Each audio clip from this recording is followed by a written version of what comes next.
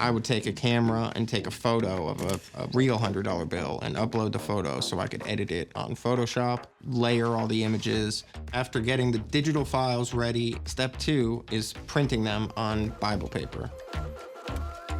Step 3 is glue them together with the strip and watermark in between. Step 4, I found a holographic eyeshadow that replicated the color shifting ink perfectly. Next, I spray the bill with a matte lacquer spray so the counterfeit detection pens will mark properly. I just literally 12 hours a day, every day, focused on making the highest quality bill that I could. My name is Gino Mascara, and I created a roulette cheat that cost the casino $500,000.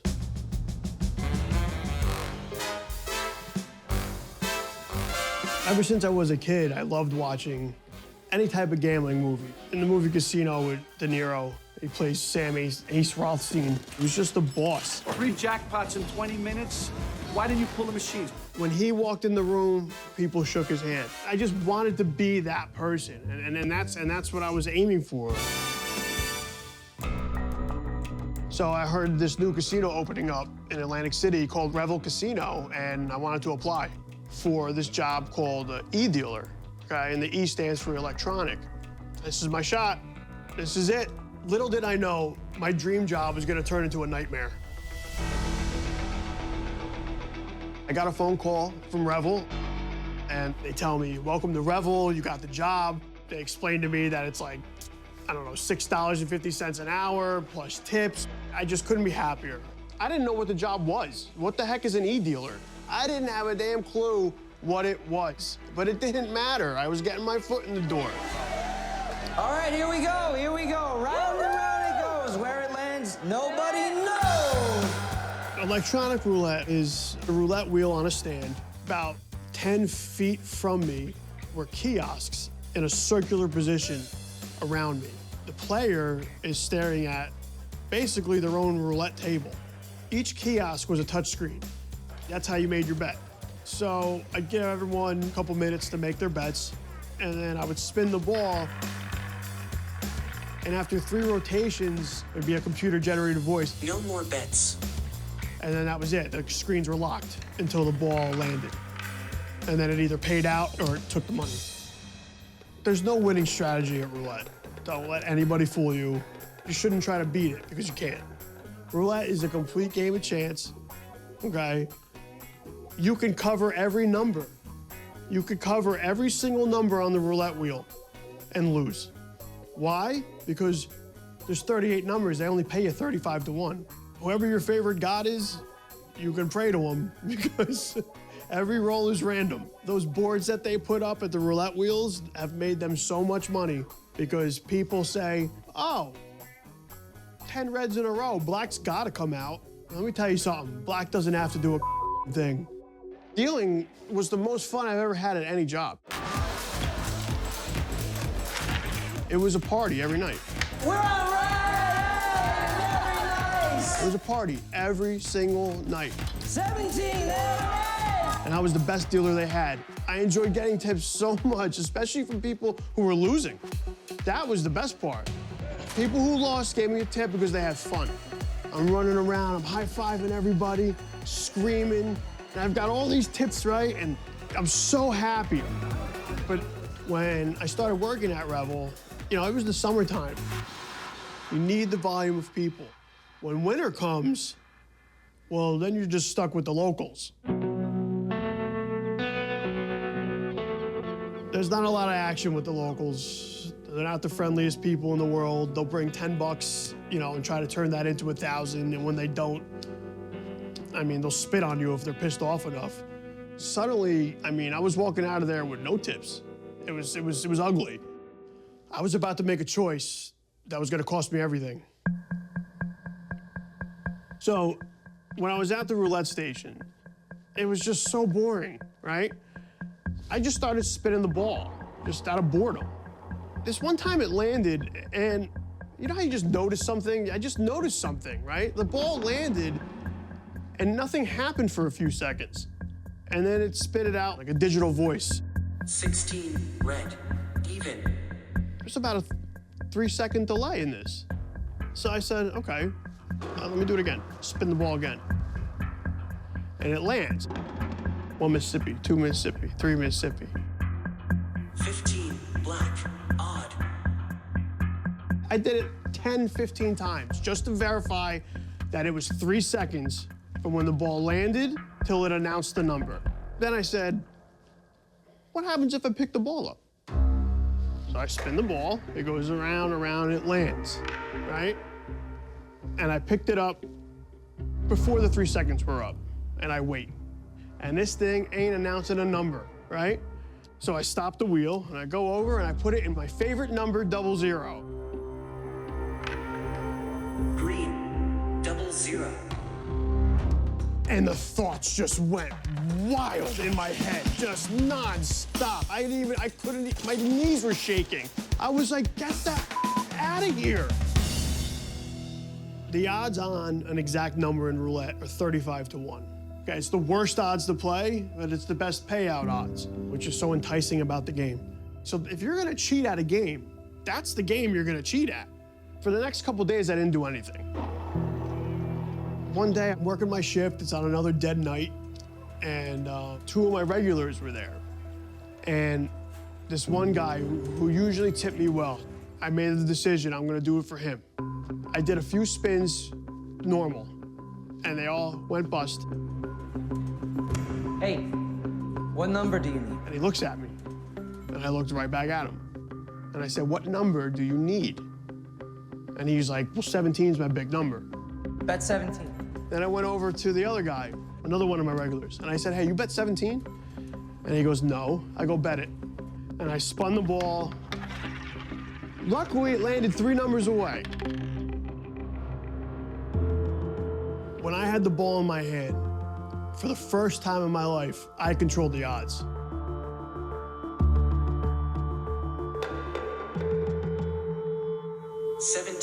Black, odd. And I forgot to tell them to shut the up if it hits, but I in the midst of it, I didn't. So they went nuts. They were like, 17! Yeah! You know, like, we did it. To this day, I don't know if they knew what I did. In the end, the casino wins. They win. We never win. This was our opportunity to win. This was our opportunity to bully, okay?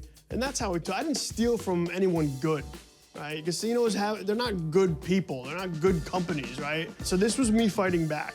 I start texting my friends saying there's opportunities, you know, awaiting for them if they would like it, and we did it. You know, after the 4th or 5th time, it was like butter.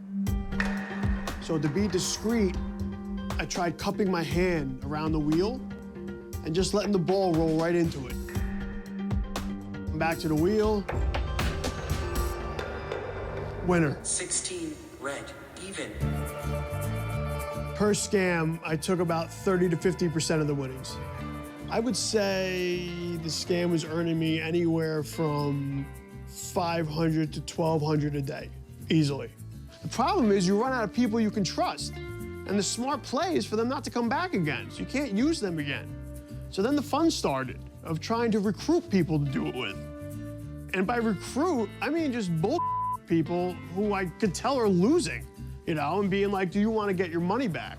How you doing tonight? How much you down? How much you need to make yourself feel better? What do you need to break even? When you're in the zone I was in, you don't think of consequences until the consequences coming. And it was about to spiral out of control. At its peak, I was doing it every day. The problem was, it's just never enough. I needed more from this scam. So I brought it up to the guy who was working there. I have this thing where I can guarantee a win in roulette every single time. The problem was he also told somebody. It went from 2 people knowing to 4 people knowing to like 6 people knowing. Before I knew it, the secret was out. And the scam had a life of its own. It just got very reckless. There was a lot of money being paid out. It was just chaos. As things started to get out of control, there was rumors that there were undercovers playing as regular players. We heard rumors that Revel knew something was going on, so now we were gonna start being watched. Just a million cameras in a casino, all types of angles. Well, I would finagle that camera. So they couldn't see my hand leaning on the wheel itself. It really should have been a time for all of us to be careful, but it only made us do it more, which is, I mean, it's so sick. I don't know why. The fear of getting arrested caused everybody to just go full throttle and just get as much money as they could out of this poor machine. I didn't know if today was the day I was gonna get arrested. I didn't know if today was the day I was gonna get fired. But I just kept doing what I knew to do, and that was the scam. I knew my time was coming, I could feel it. So there was only one way this was gonna end, badly. I didn't know if today was the day that security was gonna come down and wanna talk to me. There was a lot of chirping going around the casino. We were being investigated. So I had two thoughts in my head. It was either go north, drive back home, or go to work and deal with it like a man. I chose to go to work. I was put on roulette that night, still looking for somebody to perform the scam with. I go to do my first spin, and there was probably about 6 players at the kiosk. 3 of them stand up and just start walking into like the section where I was, where players aren't supposed to go. But I knew they weren't players. One of them whipped out his cuffs and he said, "Put your hands behind your back, please." And I did, and they handcuffed me and they very slowly walked me around the whole casino, making sure that everybody saw what was going on. So I'm in handcuffs, I'm being walked around the casino, and my life's over. As terrified as I was the same amount relieved because it was over. The next year was probably the worst year of my life because it took that long for any conclusion to happen. Revel was going bankrupt. They were dealing a lot with that, and that's all I was reading in the papers. Never found anything about myself in the papers, nothing. You couldn't find anything. And you know, you want to move on with your life, but you can't because there's a severe penalty coming. And then I got a letter in the mail. It said my court date. I had to drive back to Atlantic City. I get to the courthouse, I meet my attorney. She tells me she's gonna go talk to the prosecutor and they're gonna figure out, you know, what they want to give me and all that. She comes out, she's like, They want to give you a year with a year probation and restitution. No, absolutely not. goes back in, comes out, and she's like, Now they're offering a year and restitution, no probation. No.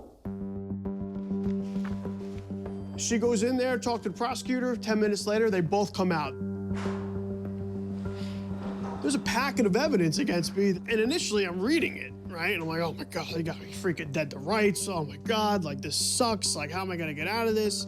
And then I get to the picture portion of it. And I notice, I'm like, well, that's not me. That's not me.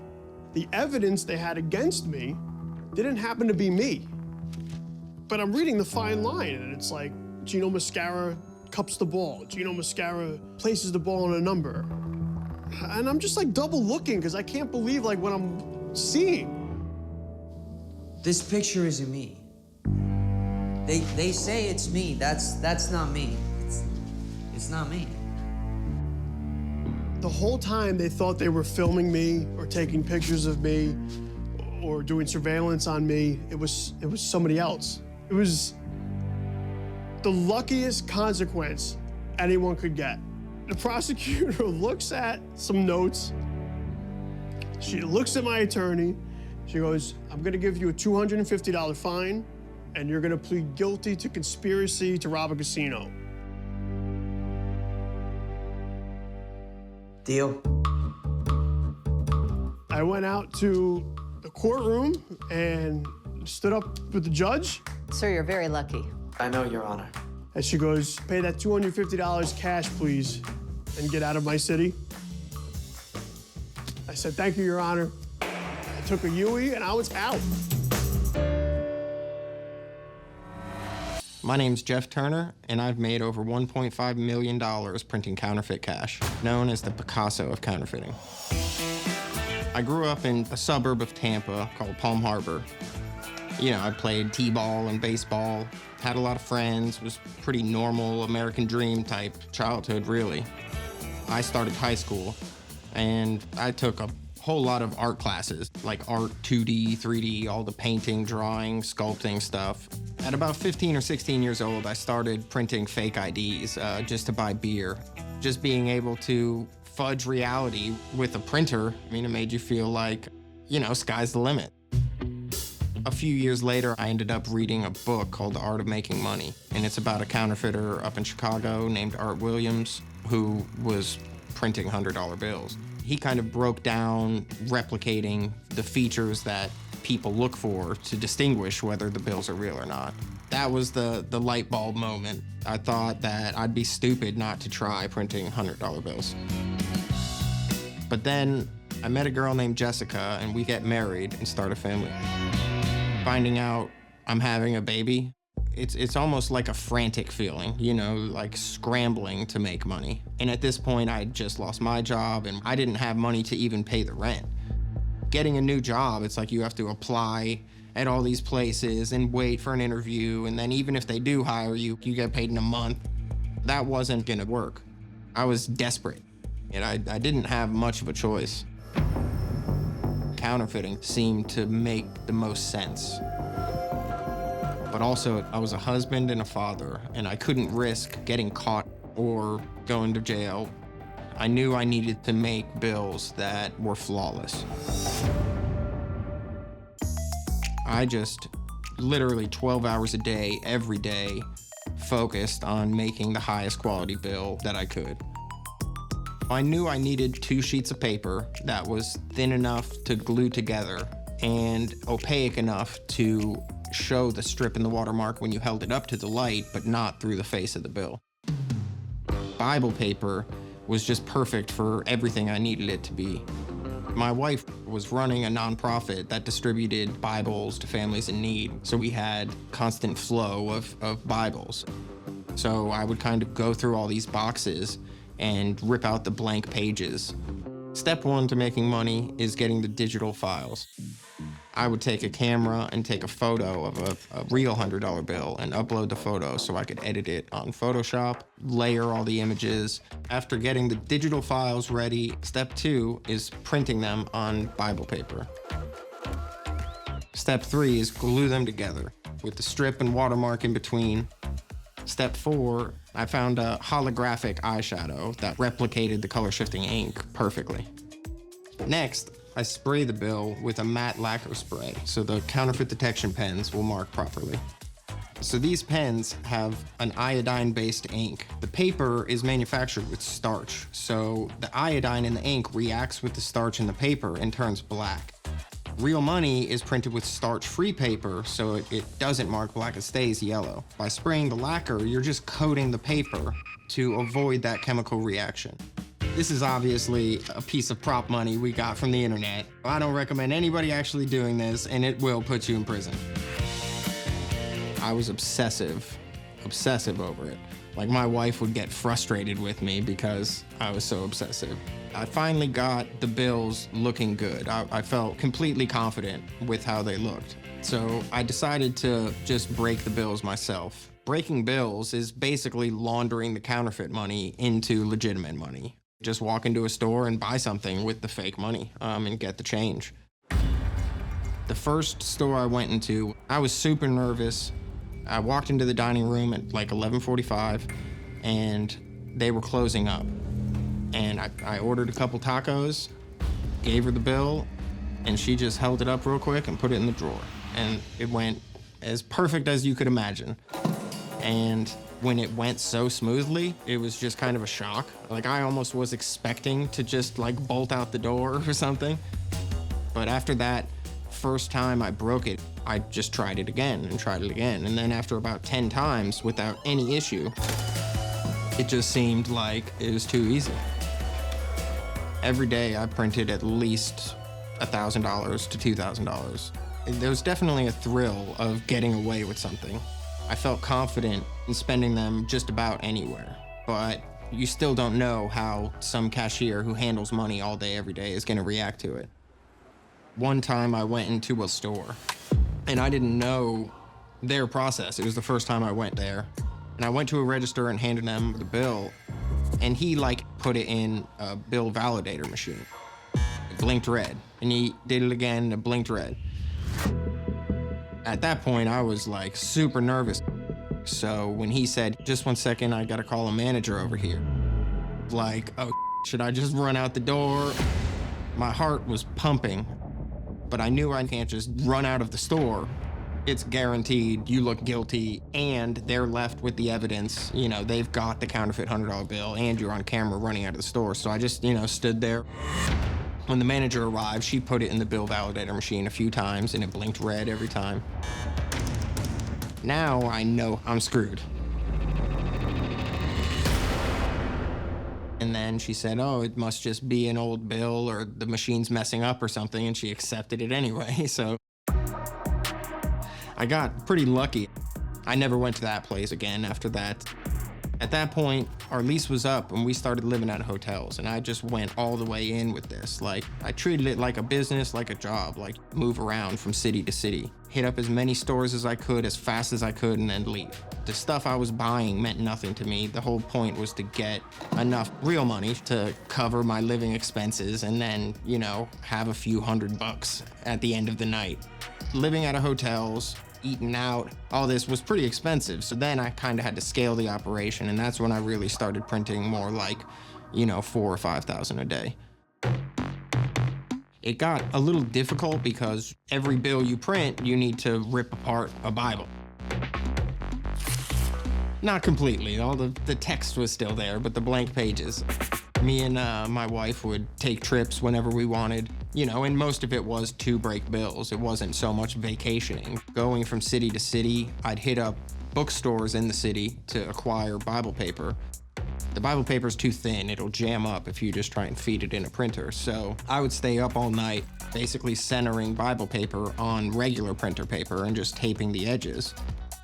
So I'd have a stack like this for the next morning to then print on it and then spray the lacquer. I was probably working a good 12 to 14 hours a day. Throughout my time living out of hotels, I ended up meeting lots of different criminal organizations that would buy bills from me. Between what I was selling to them and what I was breaking at stores myself, I was probably making about $50,000 a week. It's easy money, and the thrill of it it's just super addicting. And we were able to live very comfortably. We went on trips, all the time, not only for fun, but also to make more money. Lots of jewelry, designer bags, designer clothes, stuff like that.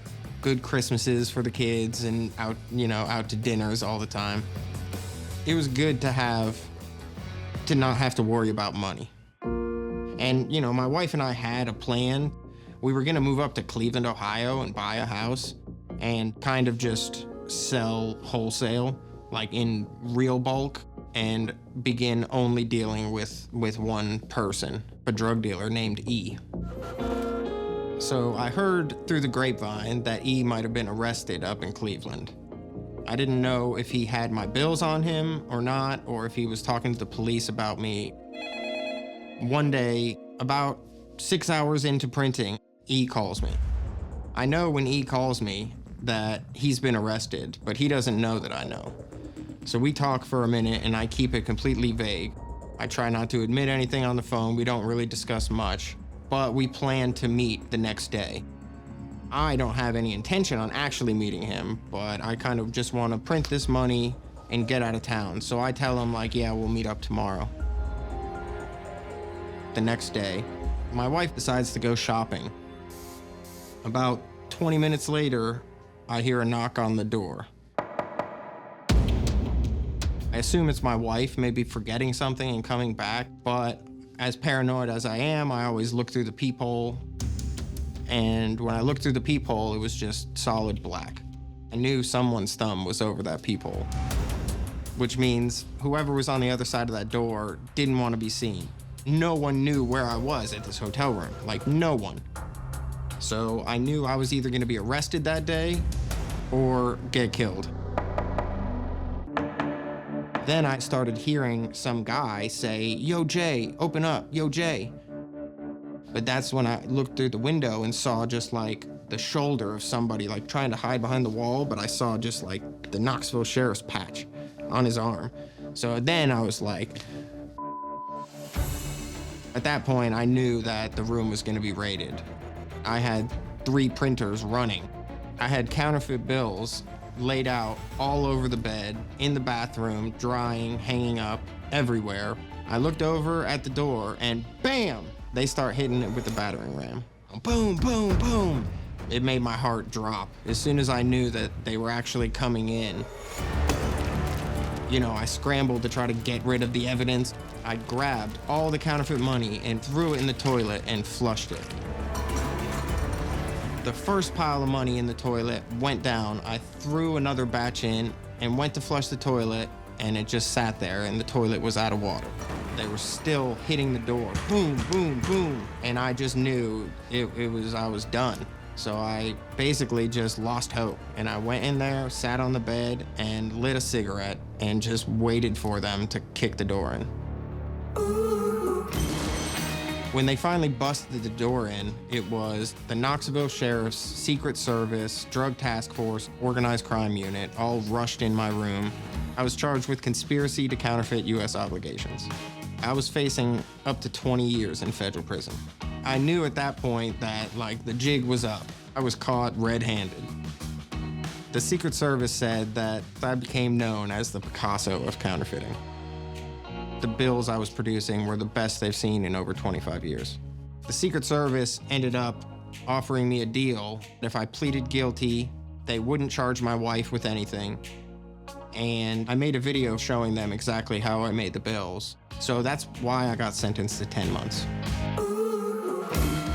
The concept of money is extremely valuable and important, but currency, like Federal Reserve notes, are just paper. It's just a piece of paper. But it can sure get you in a lot of trouble if you mess around with it. My name is Charles Hornacki, and I was involved in over 500 robberies. Some of these jobs were hundreds of thousands of dollars. Others were millions. And escaped the police so many times by scaling over fences, hopping on top of buildings. They nicknamed me Spider-Man.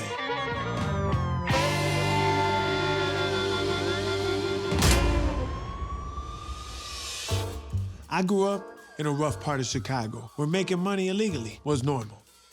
My mom and dad were separated. My dad was in and out of jail and prison. My parents didn't have much growing up. We grew up on food stamps and government assistance. To me, money was power. Money was able to get you the things that you needed. There weren't many opportunities for me to go to work and earn money, so I had to get out there and take it. From stealing hood ornaments, then it evolved to stealing bikes. You know, when I was in school, I used to have the teachers coming up to me talking about, "Chucky, you got parts for an 87 Schwinn," because I had like a whole bicycle ring. Everybody know me. I would take anything that wasn't bolted down. If it was bolted down, I'd cut that bolt off. So crime for me just started evolving. When I was 14, I started stealing cars. I could make a couple $100 or a couple thousand. One day, I took a stolen car to my girlfriend's house.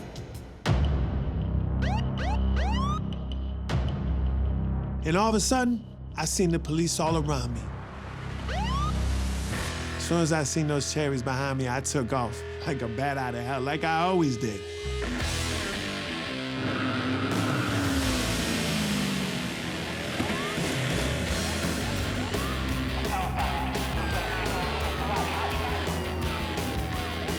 They was on me. I'm going 85 miles per hour, and they're right behind me.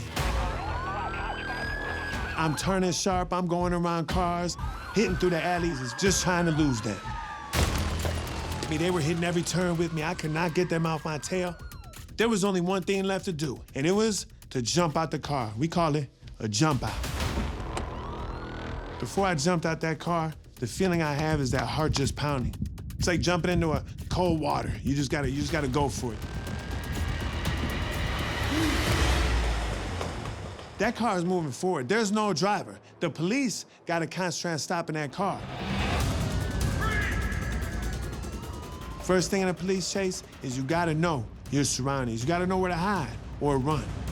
I see this fence. And I look up, and there's barbed wire. One thing about me is I was always limber. I threw myself right over that barbed wire, and I landed on my feet, and I only got a little cut on my wrist for it. It was time to go. I hear this cop trying to jump the fence behind me. I can hear the whole fence rattling. They're calling me vulgarities. They stop. Oh, yada, yada. Like, nah. Read the back of my Nikes. And what I do, I cut through the gangway. A gangway is a section of 2 buildings that connect the street and the alley in the city of Chicago. When I see a gangway, I see an opportunity. Sometimes not to just go through, but to go up.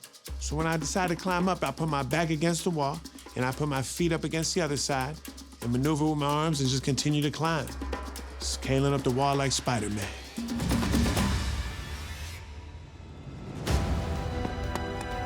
I get to the rooftop, and I heard the police come closer, and I can see the lights starting to come. So I look around, and I see that the only way to get away and out was to get to the next building and jump it. I'm standing at the edge of the building, and I see that it's about 6 feet to the other side. Looking at that 6 feet, it looked like 6 yards. I gave myself a running start, and I got to the edge of the building, and I jumped. I felt like I was in slow motion, like I could fly, just like Michael Jordan. Bam! And I landed. I made it to the other side.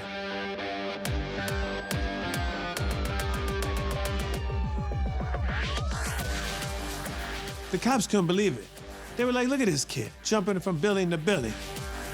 Sometimes it's funny when you look back and you see them like, forget about that.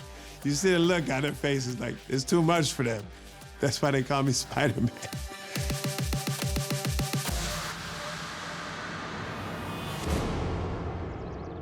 I had become the ultimate escape artist. Running from the cops was like my superpower.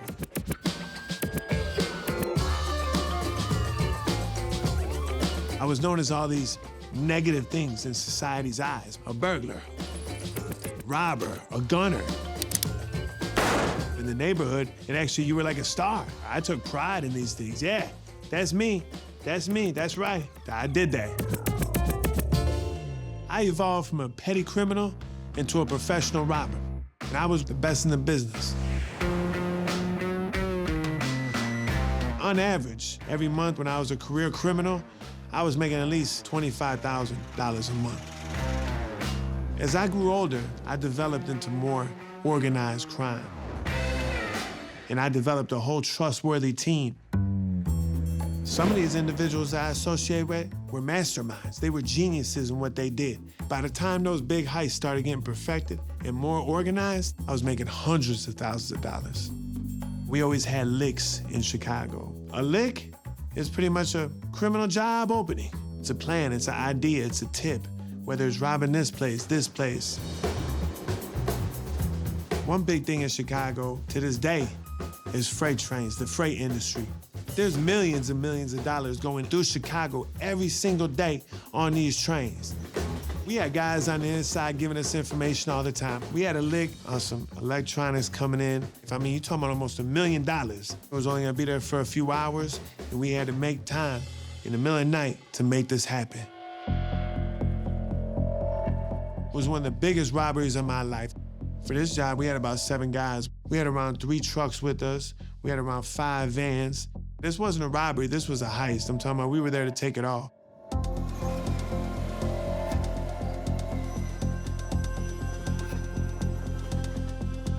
As soon as we get out that car, the first instinct is to get in there, get the product, and keep it moving. We get up to the freight train, they got a basic lock on there. Had my guy cut right through it like it was nothing. Bam. As soon as we open up that freight train, it's stacked and filled with electronics. To me, it looks like brand new gold bars. We gotta get it and we gotta start moving it ASAP. There's no time to waste. We're unloading. And then I see the headlights coming.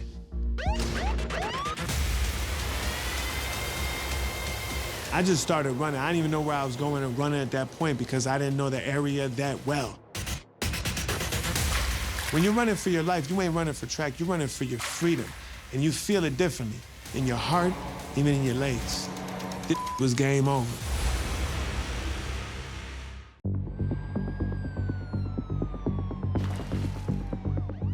I'm looking around, that adrenaline's still going, and I didn't know where to go. I look over and I see this drainage ditch in the cut, and I knew I had to get in there because that was the only place to go.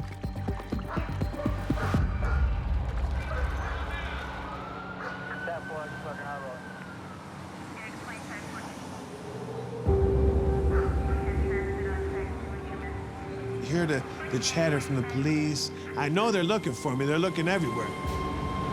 As soon as I see that light starting to come inside the tunnel, I had no choice but to lay down. I submerged my whole head into the water and held my breath for as long as I can. I felt the dirtiness of the water, but I felt disgusting. I felt stuff crawling on me, and I wound up staying there for around 2 hours that night. It was one of the longest nights of my life. It was a disgusting getaway, but I got away. So you don't care what you have on your clothes, you don't care if you're bleeding, you don't care if you're dirty, because it all beats going to jail. I've committed over 500 robberies, but never been caught nagged, nor even a fingerprint at the scene, not once. Just because they can't catch you with what you're doing, that doesn't mean they're gonna let you go. The police, I definitely had a target on my back my whole life, and they were mad at me for getting away with so many things. I had no idea that this time, my luck had run out. I remember it vividly like it was yesterday. That day I heard that knock on the door, and you always know a police knock. As soon as you hear that knock like it's the police, the first thing you want to do is kind of look out the window a little bit. When I looked out the window, all I seen was police cars and even officers standing outside. There must have been at least 15 to 20 police outside the front. As soon as I seen them, my first instinct is to run out the back. But when I take the first look out the back, there must have been another 28, 30 police outside the back with the dogs. At that point, there ain't nowhere left to run. The cops are telling me to open up the door. I told them I ain't open up nothing. I told them that they gotta come in and get me. And legally, they couldn't come in and get me yet, because at that point, they didn't have the warrant to come into the house. I just took that time to enjoy my last bits of freedom. At that point, once they got that warrant, after waiting there a couple hours, they just busted right in. I just like, hey, come on, let's go. I'm ready. They cuff me, they take me to the station, they hit me with a case of residential burglary, regular burglary, a theft case, and some drugs. And like Chicago is, they throw a bunch of charges at the wall until something sticks. At first, I was looking at 30 to 50 years for all these charges. But eventually, I was sentenced to 8 years in prison.